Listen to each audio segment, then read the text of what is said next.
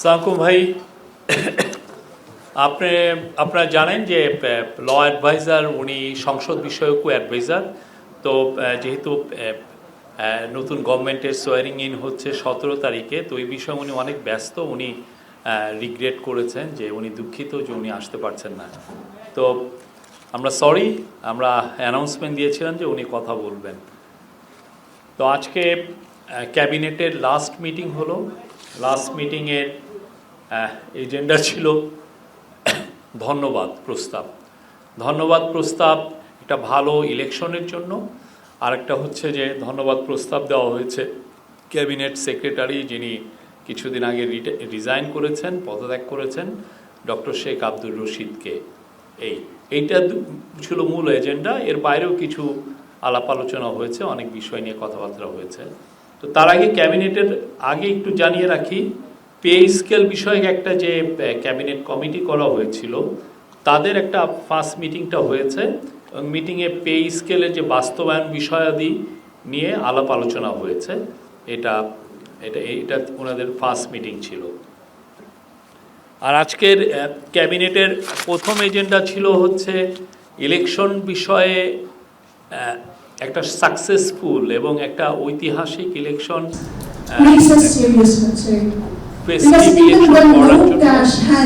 ধন্যবাদ প্রস্তাব গ্রহণ। চিফ অ্যাডভাইজার সবাইকে ধন্যবাদ দিয়েছেন, ক্যাবিনেট মেম্বাররা তাদের ধন্যবাদ দিয়েছেন, বিশেষ করে হোম অ্যাডভাইজারকে ধন্যবাদ দিয়েছেন।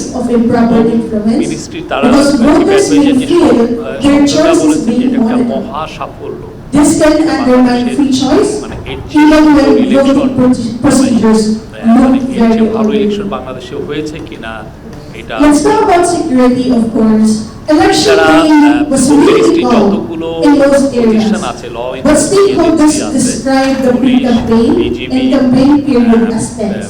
কোস্টগার্ড, সবাইকে ধন্যবাদ দেওয়া হয়েছে এবং মিলিটারিকে, আপনারা জানেন মিলিটারি প্রশংসনীয়, সশস্ত্র বাহিনী প্রশংসনীয়ভাবে তাদের দায়িত্ব পালন করে। Because order on election day demonstrates effective deployment and awareness, and confidence depends on whether earlier incidents are documented, investigated, and sanctioned. So we will follow through to know more about the progress of the incidents. সাফল্য So now let us turn to বড় বিষয় সবাই যেটা So first, participation showed both progress and election হয়েছে যেখানে 41st time আমরা একটা ভালো একটা অপোজিশন, যেই অপোজিশনে থাকছে খুনের যারা শিকার হয়েছে তারা থাকছে, যারা জুলাই রিভলিউশনের সাথে সারিতে তারা থাকছে, এবং বাংলাদেশের সোসাইটিকে একটা broad base.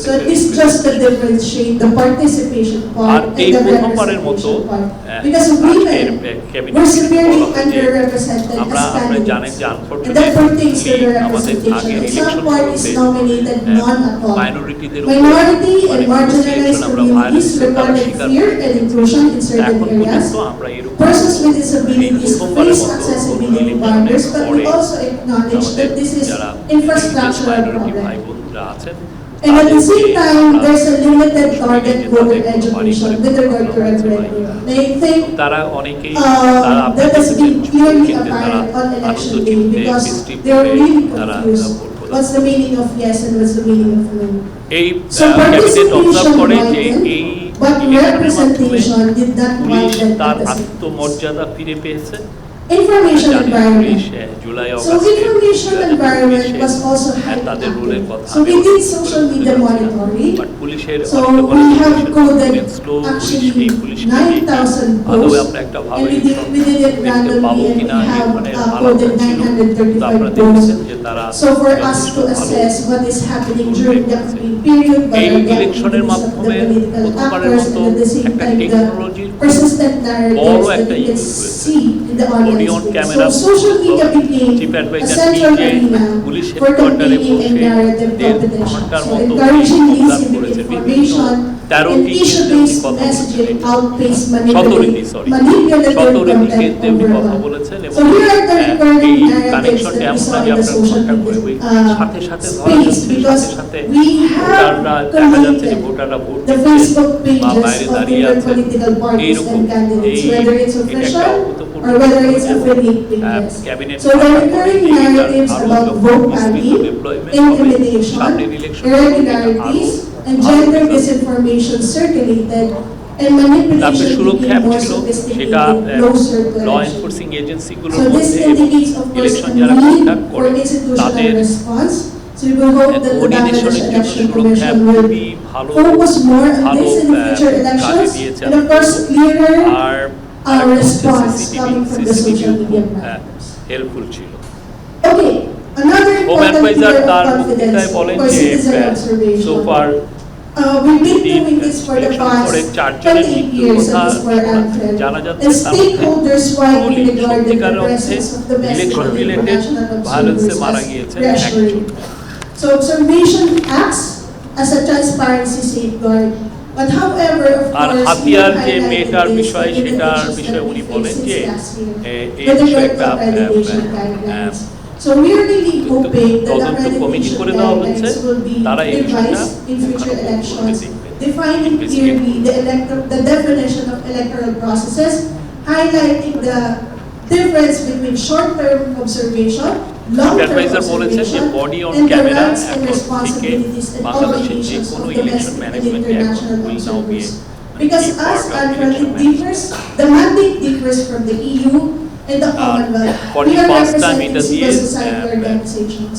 And we real টাইমে vote when monitoring the vote accreditation কিভাবে guidelines, following all of the provisions and the conditions election under the কমিশনের guidelines রোলকে promulgated by the Election সবাই Commission. প্রশংসা করেছেন So we're তারা hoping খুব to see দৃঢ়চিত্ত in ছিলেন the future এবং elections তাদের that it will be যেভাবে amended, ওনারা so it will be more ইলেকশনকে ম্যানেজমেন্টটা inclusive করেছেন and at least খুবই aligned তাদের with পুরো international বিষয়টার উপর standards. কমান্ড ছিল তারা Lastly, ইন্ডিপেন্ডেন্ট is তাদের so first with governance aspect. আর We আজকে situate this যেটা বলা election হয় in যে the এই broader প্রথমবারের governance মতো context এই because ইলেকশনটা in our interest, সবথেকে interim খুব assessment, ভায়োলেন্স হয়েছে এই the referendum result heightens আজকে মিটিংয়ে expectations বলা for হয় যে reform funding. যেটাকে The আমরা pro-referendum যে vote ভালো ইলেকশনের strengthens the আগে public সেই mandate for reform. 1991 সালের And the relative confidence post observed on Ershad election এরশাদের day can be ভোটের পরে যে sustained ইলেকশনটা only হয়েছিল if সেটাকে post-election সোফার বলা governance হতো যে সবচেয়ে ভালো reinforces ইলেকশন। সেই accountability. ইলেকশনে So 87 when we কেন্দ্রে mean violence accountability, we're pertaining এবার to যেটা enforceable হয়েছে campaign finance Martina oversight, clear complaint আর mechanisms, ইলেকশন অবজারভাররা আপনারা impartial শুনেছেন যে election investigations, অবজারভাররা and reforms that যেগুলো reduce বড় বড় দল incentives এসেছিল for patronage and প্রথমত হচ্ছে corruption. European union So in other words, সাধারণত just বিদেশে a last few European words মানে before তাদের I election end. Of observation course, orderly voting বাংলাদেশের ক্ষেত্রে পাঠিয়েছে build এবং the বাংলাদেশে immediate তারা confidence. তার একটা But only accountability can build the বাংলাদেশের lasting democracy confidence. ট্রানজিশনের So again, our heartfelt congratulations to the people of Bangladesh, and we would like, of course, to acknowledge the efforts of all the stakeholders, particularly the Election Commission, our development partners, CSO partners, who have been here. Really appreciate the CSO partners that we work for the past year, security forces, because we still have, of course, the moral surveillance outside, media, civil society, and pro-democracy organizations, both domestic and international. So thank you very much. আর একটা observation ছিল যে এইবারের ইলেকশনে মেয়েদের উপস্থিতি খুব ছিল। মেয়েরা ভোট কেন্দ্রে গিয়েছে অনেকে, তারা এবং অনেক তরুণীরা আপনারা জানেন যে তারা অনেক ফেস্টিভ মোডে ছিল। এটা আবারও ক্যাবিনেট অবজার্ভ করে যে এটা একটা মানে যেটা প্রফেসর ইউনূস প্রথম থেকেই বলছিলেন যে ইতিহাসের এটা একটা সেরা ইলেকশন হবে এবং সেটাই হয়েছে এবং এটা একটা স্মরণীয় ইলেকশন থাকবে। তারপরে ক্যাবিনেট ডক্টর শেখ আব্দুর রশিদ, যিনি কিছুদিন আগে রিজাইন করেছেন অ্যাজ এ ক্যাবিনেট সেক্রেটারি, আপনি জানেন যে ক্যাবিনেট সেক্রেটারি পজিশন আমাদের যে ব্যুরোক্রেসির মধ্যে সবচেয়ে ইম্পর্টেন্ট পজিশন। উনি ক্যাবিনেটের সাথে ব্যুরোক্রেসির একটা মেলবন্ধন করেন এবং এই যে ক্যাবিনেটের যেই মিটিংগুলো হয়, যে ক্যাবিনেটে যেই লগুলো আলোচনা হয়, সেগুলোর বিষয়ে তার যথেষ্ট কন্ট্রিবিউশন থাকে এবং উনি এই ডিসকাশনে থাকেন এবং এই রুলস অফ বিজনেস অনুযায়ী দেখেন এগুলো ঠিক হচ্ছে কিনা। তো ক্যাবিনেট শেখ আব্দুর রশিদের ভূয়সী প্রশংসা করা হয় এবং ক্যাবিনেট তার একটা ধন্যবাদ প্রস্তাব অ্যাপ্রুভ করেন, গ্রহণ করেন। আর শেষে উনি ছিলেন 25তম ক্যাবিনেট সেক্রেটারি সৈয়দা রিজওয়ানা হাসান। আপনি জানেন পানি ব্রডকাস্ট, ইনফরমেশন এবং বন মন্ত্রী অ্যাডভাইজার। উনি ডক্টর শেখ আব্দুর রশিদের এই ধন্যবাদ প্রস্তাবটা রিড আউট করেন। সবাই ক্যাবিনেট তার দীর্ঘায়ু কামনা করেন। চিফ অ্যাডভাইজার নিজেও তার প্রতি ট্রিবিউট দেন। এই ছিল।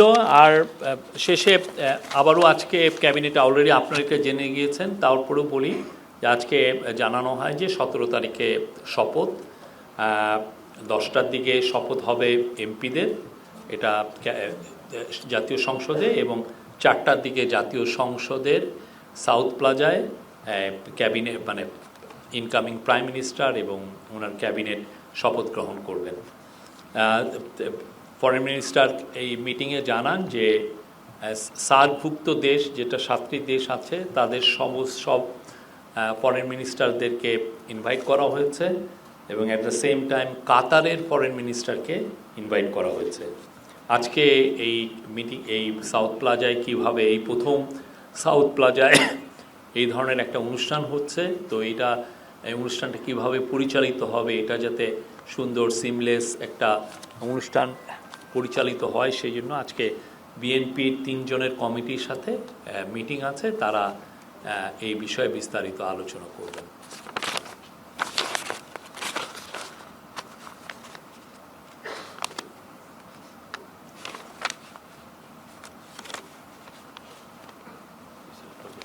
আর ক্যাবিনেটের শেষ বক্তব্য রাখেন চিফ অ্যাডভাইজার। আবার সবাই তার কলিগদেরকে ধন্যবাদ দেন এবং উনি বলেন যে ওনার লাস্ট রিমার্কটা ছিল যে we are lucky people who got the opportunity to serve the nation. Thank you very much.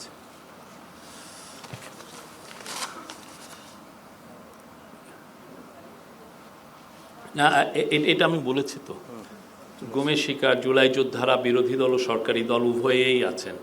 হ্যাঁ, thank you. Any question please. আরেকটা বিষয়, পোস্টাল ব্যালটের কথা আলোচনা হয় এবং বিশেষ করে আমাদের ডায়াসপোরা ভাই বোনরা যারা খুব ভালোভাবে পার্টিসিপেট করেছেন এবং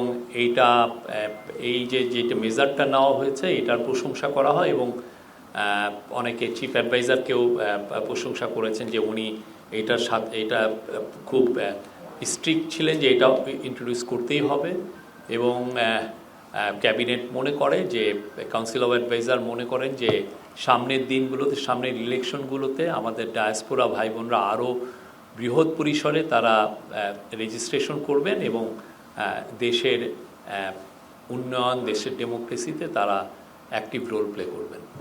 জি, আমি আন্তর্জাতিক নয়, আমি টিভিএতে কাজ করি।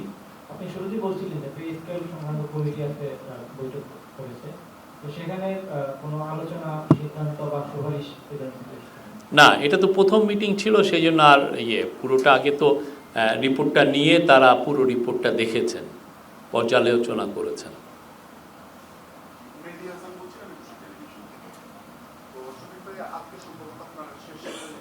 হ্যাঁ, এটা 61তম ক্যাবিনেট মিটিং ছিল, রেগুলার উইকলি ক্যাবিনেট মিটিং। এটা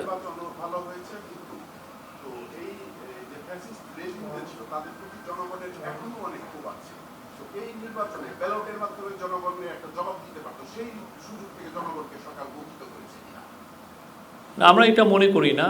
মানুষ যে বৃহৎ পরিসরে প্রচুর মানুষ 60% মানুষ যে ভোট দিয়েছে, সেটাই তো বোঝা যাচ্ছে যে তাদের যে পলিটিক্সটা ছিল মানুষকে এক্সক্লুড করে কোনোভাবে ইলেকশন রিগিং করে ক্ষমতায় টিকে থাকা, এই ইলেকশনটা এবং একটা ফেস্টিভ মুডে হয়েছে, কোনো ভায়োলেন্স হয়নি। আমাদের নারীরা খুব বড় পরিসরে তারা ভোট দিতে পেরেছেন, আমাদের মাইনরিটি ভাই বোনরা ভালো ভোট দিতে পেরেছেন। এইটাই হচ্ছে তারা যে পলিটিক্সটা করেছে এত বছর, সেটার প্রতি এক ধরনের আমি বলবো যে তাদের অনাস্থা প্রকাশ, তাদের প্রতিবাদ। এবং এটা দেখেন, এটা কি ফেস্টিভ ছিল, এরকম ফেস্টিভ ইলেকশন আমি তো দেখি নেই তেমন একটা।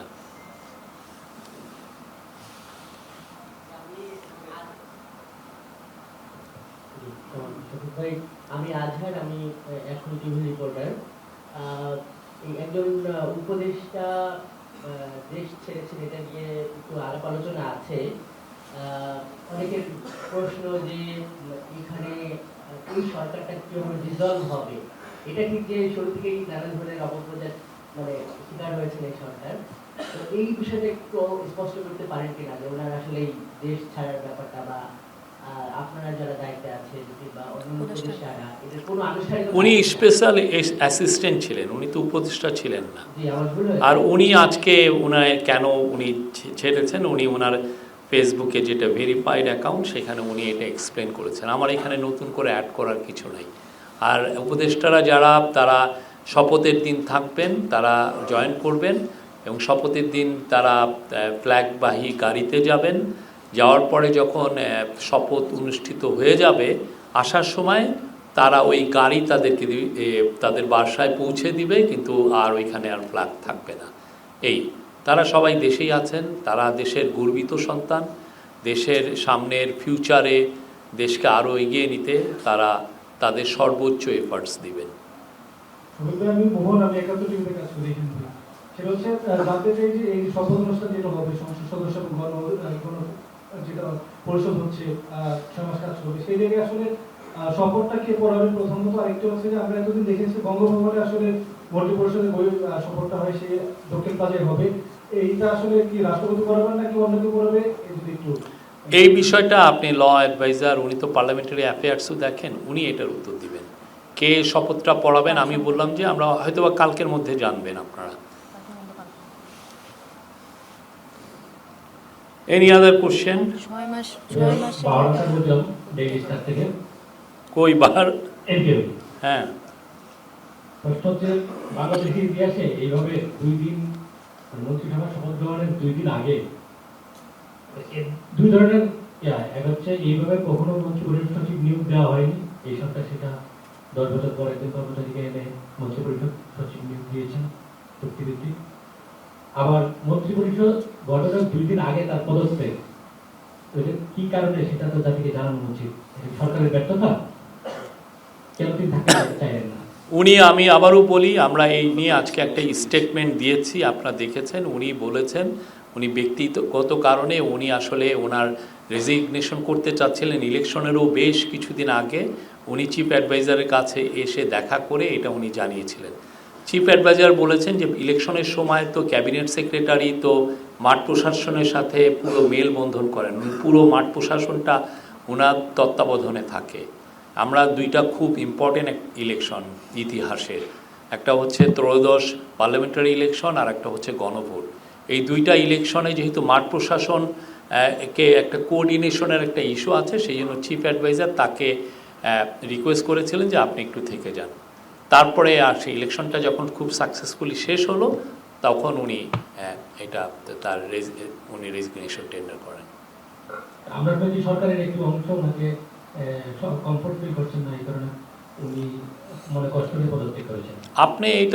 আপনি বাজারে কি কথা শুনলেন সেটা তো আর, আমি যেটা জানি এবং যেটা সত্য সেটাই আমি বলছি।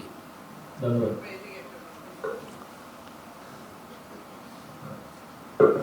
শফিক ভাই, আমি হালিম সিদ্দিকী, মানব কণ্ঠে কাজ করি।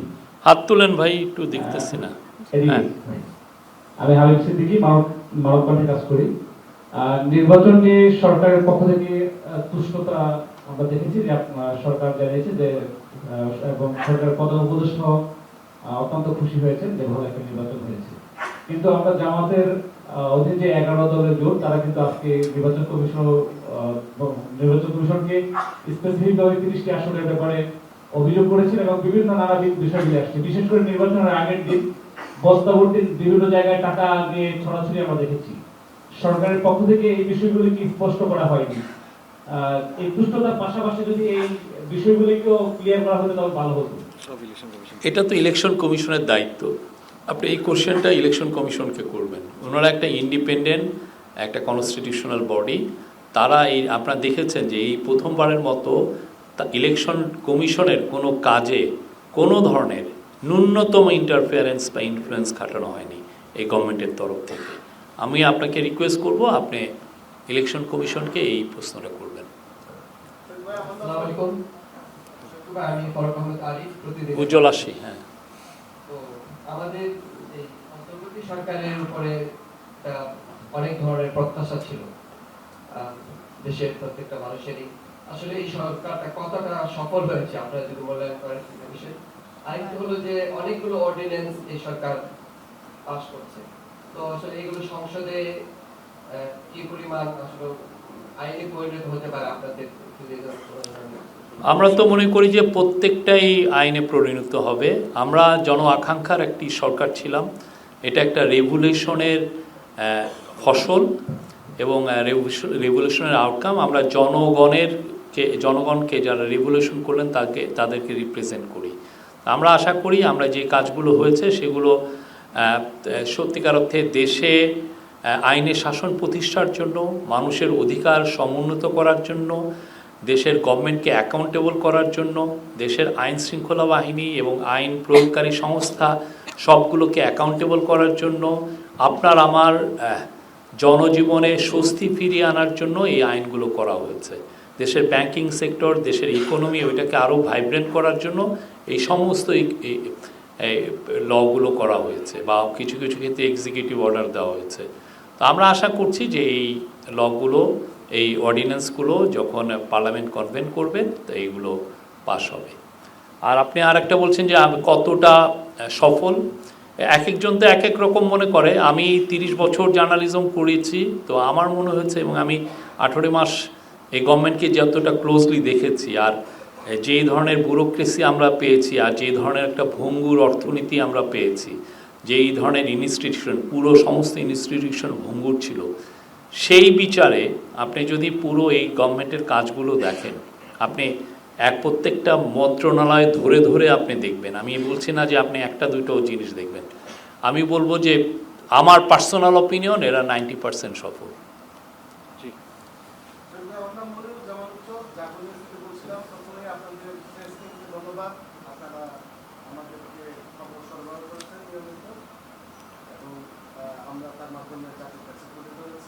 মাইকটা দেন না এদিকে,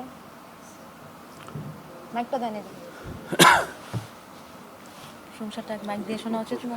হ্যাঁ হ্যাঁ, মাইক দিয়ে শোনা উচিত না প্রশংসা একটু মাইকে শুনতে হয়।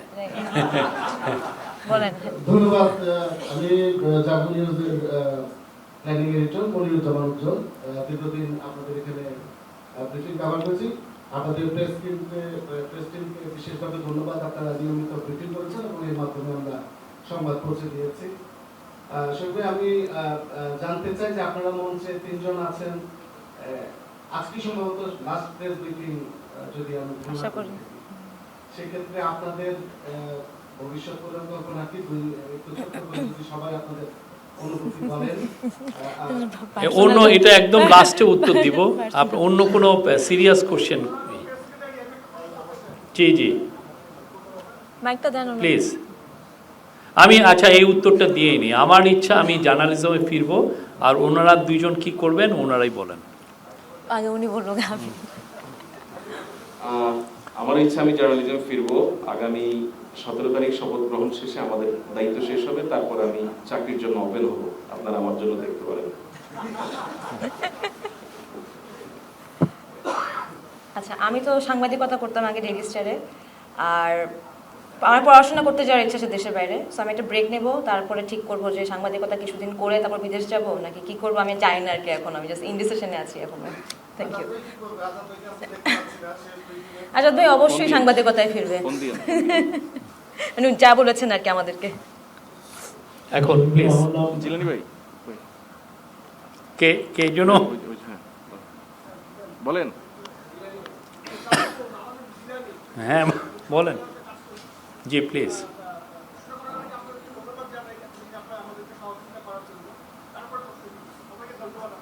Thank you.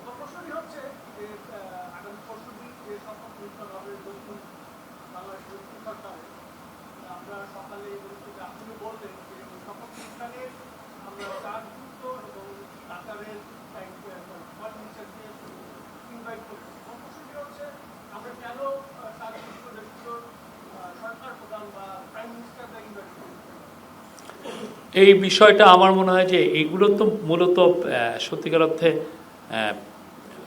এটা কোঅর্ডিনেশনের মধ্যে হয়। এটা বিএনপি বিদায়ী এবং আপকামিং সরকারের মধ্যে এক ধরনের। তো সোফার এখন পর্যন্ত আমি একটু জানি, এটা আপনি বাকি কোশ্চেনটা ফরেন মিনিস্ট্রিকে জিজ্ঞেস করতে পারেন বাকি বিষয়টা। হ্যাঁ মল্লিক বলেন। মুস্তফা মল্লিক, আমি চ্যানেলে কাজ করি। আজকে শেষ দিন, উজ্জ্বল ভাই ধন্যবাদ জানিয়েছেন, আমি একটু ধন্যবাদ। আমরা 3 দিন ধরে বলতেছি আজকে শেষ দিন, কে জানে। তো যাই হোক, সেটা হচ্ছে যে একটা জিনিস আপনাদের খুব ভালো লেগেছে, এটা আমাদের গণমাধ্যম কর্মীদের পক্ষ থেকে বলা, যে এখানে ব্রিফিং শেষ হওয়ার অফিসে যাওয়ার আগেই আমরা এখানে যা হয়ে যেত সেগুলো ক্লিপ আকারে এখানে পেতাম। এটা ভালো, খুব ফাস্ট ছিলেন আপনারা। যা প্রশ্নটা করে ফেলি, সেটা হচ্ছে যে হাতিয়ায় একটা তদন্ত কমিটি গঠন করা হয়েছে, আমরা জানি। এইটার প্রাথমিকভাবে কোনো খবর আপনারা জানাতে পারেন কিনা, কারণ এটা বিভিন্ন জায়গায় আলোচিত হয়েছে। আর একটা বিষয় আমরা দেখি যে একটা অভিযোগ উত্থাপন হলো, পুলিশ তদন্ত করছে, গণমাধ্যম লিখছে, সারা বাংলাদেশ ব্যস্ত থাকে, কিন্তু অভিযোগটি যদি ভুয়া হয় সেই ব্যক্তি বা সম্প্রদায়ের বিরুদ্ধে কখনোই কোনো কালেই ব্যবস্থা নেওয়া হয় না। এটা একটা প্রশ্ন। আর দ্বিতীয় প্রশ্ন হচ্ছে যে প্রফেসর ইউনূস সাহেব তো আসলে কোনো সংবাদ সম্মেলনে আসেন নাই, এই জন্য আমরা তার কাছে কোনো প্রশ্ন করতে পারি নাই, আপনাদের মাধ্যমেই আমরা যতটুকু জানার জানি। তিনি কি আসলে এরপরে কি করবেন? আগে যেভাবে ছিলেন তার কাজ নিয়ে সেভাবেই থাকবেন, নাকি একেবারেই অবসরে চলে যাবেন ফখরুদ্দিন আহমদের মতো? ওনার ডিকশনারিতে আসলে রিটায়ারমেন্ট বলে কিছু নাই। হ্যাঁ, আমি আপনাকে বলতে পারি যে আমি আপনাকে বলি, উনি হয়তোবা 17 তারিখে যখন শপথ পড়ানো হয়ে যাবে, উনি ফিরে এসে দেখবেন যে নতুন একটা কাজে নিয়ে ভাবছেন বা এটা নিয়ে যুক্ত হয়ে পড়েছেন। তো উনি আগের যে কাজগুলো উনি করতেন সেগুলোই তো থাকবে। উনি সোশ্যাল বিজনেসের উপরে কথা বলেন, সোশ্যাল বিজনেস পুরো পৃথিবীতে যাতে ছড়িয়ে পড়ে সেই জন্য উনি এইটা নিয়ে সারা বিশ্বেই কথা বলেন। উনি মাইক্রো ক্রেডিটের বলেন, তারপরে হচ্ছে তার 3.0 ভিশনের বিষয় আছে, সেগুলো নিয়ে কথা বলেন। এবং পুরো ওনার লাইফটা ডেডিকেটেড ছিল হচ্ছে পোভার্টিকে কিভাবে ইরাডিকেট করা যায়, সেই কাজটা উনি এখন পর্যন্ত করছেন, আগামী দিনগুলোতে উনি করবেন। এছাড়া ওনার এনভায়রনমেন্ট একটা বড় ইস্যু, সেই বিষয়ে যাতে নেট জিরো কার্বন এমিশন আমরা যেতে পারি, কেন পৃথিবীকে তো বাঁচাতে হবে। আরেকটা হচ্ছে যে গ্লোবালি আমরা দেখছি যে 2-3টা লোকের কাছে পুরো ওয়েলথটা অ্যাকুমুলেটেড হয়ে যাচ্ছে, তো সেটা নিয়েও উনি কথা বলছেন, গ্লোবালি অনেক কথা বলেছেন। এই নেট ওয়েলথ অ্যাকুমুলেশনটাও যাতে জিরো হয়, সেগুলো ওনার যে 3.0, আরেকটা হচ্ছে জিরো আনএমপ্লয়মেন্ট, সেগুলো নিয়েও কথা বলবেন। এটা ওনার মেসেজ খুবই সিম্পল কিন্তু খুবই প্রোফাউন্ড। আরেকটা কি যেন বললেন, হাতিয়ার বিষয়ে তো আপনি দেখেছেন যে একটা হয়েছে। বাকি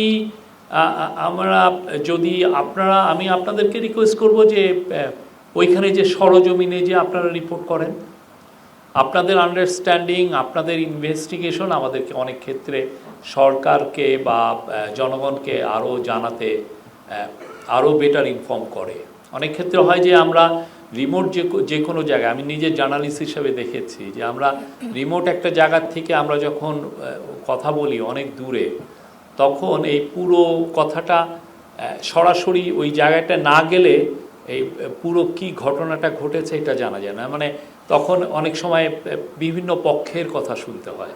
তো এটা আমি সবাইকে ইনভাইট করব, আপনারা কি হয়েছিল পুরোপুরো এই জিনিসটা যাতে আপনারা সরজমিনে যে এটা রিপোর্ট করতে আমি আরও আপনাদেরকে এনকারেজ করছি। শফিক ভাই, আমি সালমান শাহ বলছিলাম দ্য ফাইন্যান্সিয়াল স্পেস থেকে। আপনি প্রধান উপদেষ্টার কথা যেটি বললেন, তিনি কি তার 303 এই থিওরিটা কি দেশে থেকে পরিচালনা করবেন না দেশের বাইরে চলে যাবেন? এটা উনি কিন্তু এটা থিওরি না, এটা একটা ওনার একটা ভিশন, এটা একটা ভিশন। এটা কি দেশে থাকবেন না দেশের বাইরে চলে যাবেন? আর একটা প্রশ্ন হচ্ছে, যেমনকি আমরা জানি যে তার আমন্ত্রণে বিডার চেয়ারম্যান আশিক চৌধুরী দেশে এসেছেন এবং বিডার দায়িত্ব নিয়েছিলেন। পরবর্তীতে তিনি কি দেশেই থাকবেন না অন্য কোনো কাজের সাথে সম্পৃক্ত হবেন এবং দেশের বাইরে চলে যাবেন? আমরা আসলে অনেস্টলি আমরা সিক অ্যান্ড টায়ার্ড হয়ে যাচ্ছি আপনাদের এই সমস্ত এই কোশ্চেন শুনে। চিফ অ্যাডভাইজার যখন শেখ হাসিনার 15.5 বছর ওনাকে যে নির্মমভাবে হ্যারেস করা হয়েছে, তার গ্রামীণ ব্যাংকে উনি প্রতিষ্ঠিত প্রতিষ্ঠান, সেখান থেকে ওনাকে জোর করে সরিয়ে দেওয়া হয়েছে, তার নামে অপপ্রচার করা হয়েছে, তাকে শেষে এসে প্রায় 200টা কেস দেওয়া হয়েছে। তখন কি উনি বিদেশে গিয়েছেন? উনি 6 তলা, আপনি তো জান নাই, আমি গিয়েছি 6 তলায় ওনাকে পায়ে হেঁটে, এটা যে স্টিপ একটা সিঁড়ি, আমি ওইখানে উঠেছি। এবং ওনার যিনি লং টাইম কলিগ, এই যে মোহাম্মদ শাহজাহান সাহেব, উনি একদম অসুস্থ ক্যান্সারের পেশেন্ট, তাকে চেয়ারে করে নিয়ে উপরে উঠানো হয়েছে। তো এই তখন কি ওনারা বিদেশে গিয়েছেন? উনি একজন গর্বিত বাংলাদেশী, খুবই প্রাউড বাংলাদেশী। যারা এগুলো প্রশ্ন করেন, প্রশ্ন করার আগে একটু ভেবে দেখেন আপনি কি প্রশ্নটা করছেন। আর আশিক চৌধুরীর বিষয়ে আপনি আশিক চৌধুরীকে আপনি কোশ্চেন করতে পারেন। জি শহীদ ভাই, আসসালামু আলাইকুম। আমার নাম পার্থ রহমান, আমি কাজ করি বৈশাখী টেলিভিশনে। আপনি কিছুক্ষণ আগে বলেছেন যে অন্তর্বর্তী সরকার 90% কিংবা 90% সফল। এটা আমার পার্সোনাল অপিনিয়ন। আপনার পার্সোনাল অপিনিয়ন, আমি একটু আপনার পার্সোনাল অপিনিয়নটাই জানতে চাই যে এই 90% মধ্যে মোটা দাগে সফলতাগুলো কি, আর যে 10% ব্যর্থতা আছে, এই 10% ব্যর্থতার মধ্যে মোটা দাগে ব্যর্থতাগুলো কি, একটু যদি আপনি মূল্যায়ন করেন। আমার মনে হয় যে আমাদের মূল যেটা সাফল্য সেটা হচ্ছে যে একটা ভঙ্গুর অর্থনীতিকে ঠিক করা, দেশে পিস অ্যান্ড স্ট্যাবিলিটি আনা। আপনি জানেন কি বাংলাদেশ অগাস্ট 5-এ একটা যুদ্ধোত্তর পরিস্থিতির মধ্যে ছিল, দেশে একটা অরাজক, একটা বাংলাদেশ খুব ইজিলি একটা ক্যাওসে ডিসেন্ড করতে পারত, সেগুলোকে প্রতিহত করা হয়েছে। দেশে আওয়ামী লীগের লিডাররাই বলে গেছেন যে তারা যদি ভায়োলেন্টলি আউস্টেড হন তাহলে দেশে 4-5 লক্ষ লোক খুন হবেন। আপনারা দেখেছেন প্রফেসর ইউনূস কীভাবে দেশে স্ট্যাবিলিটি এনেছেন। উনার যেটা কোর 3টা যেটা কাজ ছিল, যেটা উনি বারবার বলেছেন, একটা হচ্ছে যে রিফর্ম করা, রিফর্মের প্রত্যেকটা, এই যে দেখেন এই যে রিফর্মের যেটা মেন যে কাজটা সেটা গণভোটে পাশ হয়েছে। এছাড়া প্রত্যেকটা মিনিস্ট্রি তাদের স্ব জায়গায় রিফর্ম করেছে। 1 সপ্তাহের মধ্যে, আপনারা ভুলে গেছেন, 1 সপ্তাহের মধ্যে যে পাওয়ার সেক্টরে যেটা একটা ভয়ানক একটা ল ছিল স্পেশাল, হ্যাঁ, এই যে যার ফলে আপনি গভর্নমেন্ট বিনা সলিসিটেশনে ইয়েতে যার কাছ থেকে ইচ্ছা করে আপনি আপনার পছন্দের কোম্পানিকে আপনি পাওয়ার একটা প্রজেক্ট দিয়ে দিতেন এবং ইচ্ছা করে আপনি এটা বেশি রেটে দিতে পারতেন। এর ফলে দেখেন ওইটার সমস্যা এখনও আমরা টানছি। দেশের থেকে এই একটা লকে সামনে রেখে 1 লক্ষ কোটি টাকার উপরে চুরি হয়েছে।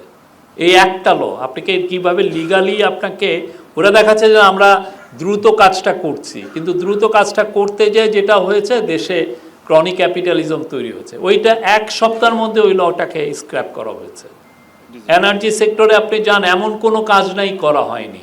আপনি এই যে আমরা আজকেও বলা হচ্ছিল যে আমাদের ইকোনমি স্ট্যাগন্যান্ট হয়েছে, আমাদের রেভিনিউ কমে যাচ্ছিল, রেভিনিউ গ্রোথটা আশাতীত ছিল না। এই বছর আপনি আজকে এনবিআরকে জিজ্ঞেস করতে পারেন রেভিনিউ গ্রোথ কীরকম।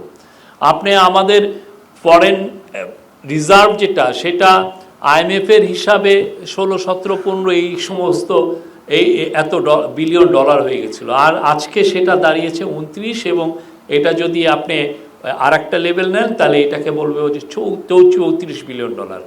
আপনার টাকা হাসিনার আমলে শেষের দিকে টাকার দাম কমতে কমতে 127 টাকা এসে পড়েছিল ডলারের এগেনস্টে।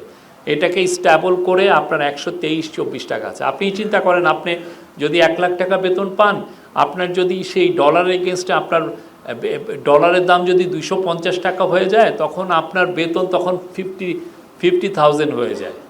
এই অবস্থা। আপনি পাকিস্তান এটা হয়েছে, অনেক দেশে হয়েছে। তো এই জায়গাটা স্লাইডটা ঠেকানো গিয়েছে। দেশে এখন সর্বোচ্চ খাদ্য মজুদ আছে। দেশের এখন মানে যা এই ফরেন যে রিজার্ভ, তা দিয়ে আপনি প্রায় 6 মাসের ইম্পোর্ট কস্ট আমরা করতে পারি। 2টা মেজর এগ্রিমেন্ট হয়েছে। একটা হচ্ছে ইউএস এর সাথে রেসিপ্রোকাল ট্যারিফ এগ্রিমেন্ট, যার কারণে আমাদের গার্মেন্টসের জন্য অবারিত দুয়ার খুলে যাবে। আর একটা হচ্ছে ইপিএ, জাপানের সাথে এটা করা হয়েছে। এটার ফলে জাপান ওয়ার্ল্ডে যে 4th লার্জেস্ট ইকোনমি, সেখানে আমাদের পণ্য একদম সারা জীবনের জন্য আপনি, বিশেষ করে গার্মেন্টস, আমাদের মেন পণ্য তো গার্মেন্টস, সেটা ডিউটি ফ্রি এক্সেস পাবে। এর ফলে জাপানকে সামনে রেখে বা ইউএসকে সামনে রেখে অনেক বিদেশি ইনভেস্টর এসে এখানে ইনভেস্টমেন্ট করবেন। ফরেন পলিসি, আমি বারবার বলছি, ফরেন পলিসি আমরা ওয়ার্ল্ডের সম্মুখে আমরা আমাদের প্রাউডলি আমাদের অ্যারাইভালটা আমরা জানিয়েছি যে আমরা একটা প্রাউড নেশন এবং একটা বড় একটা কান্ট্রি। আমরা হয়তোবা ল্যান্ডে হয়তোবা ছোট কান্ট্রি, কিন্তু ইন টার্মস অফ পপুলেশন আমরা পৃথিবীর 8ম বৃহৎ কান্ট্রি। এবং আগে যেই ফরেন পলিসিটা বর্গা দেওয়া ছিল একটা দেশের কাছে, সেই জায়গাতে সরিয়ে এটা একটাকে এই ফরেন পলিসির রেসপেক্ট ফিরিয়ে আনা হয়েছে। আমি কালচারাল রেনেসা হয়েছে, আপনি দেখেছেন বাংলাদেশে। আমি বলি প্রত্যেকটা, এবং এই পুরো 18 মাসে একটা গুম হয়েছে। আগে যে নাটক করে মানুষকে মারা হতো, সেগুলো একটা দেখেছেন? স্টেজ ক্রসফায়ারের নাম শুনেছেন? একটা ঘটনা ঘটেছে। আর আপনারা তো ফ্রিডম অফ স্পিচ যদি বলি, আপনারা যা ইচ্ছা লিখতে পেরেছেন, যে কোনো কোশ্চেন করতে পেরেছেন, যে ধরনের আপনার মানে শব্দ ইউজ করতে পেরেছেন, কেউ গুম হয়নি, কেউ এটার জন্য প্রসিকিউটেড হয়নি। আমি এইভাবে আমি এটা নিয়ে বোধহয় একটা থিসিস পেপার লিখতে পারবো। Thank you.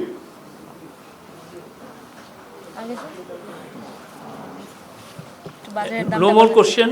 বাজারের দামটা বলুন তো। রমজানে ভালো ম্যানেজমেন্ট, বাজারের দাম, প্রবাসীদের জন্য কাজ।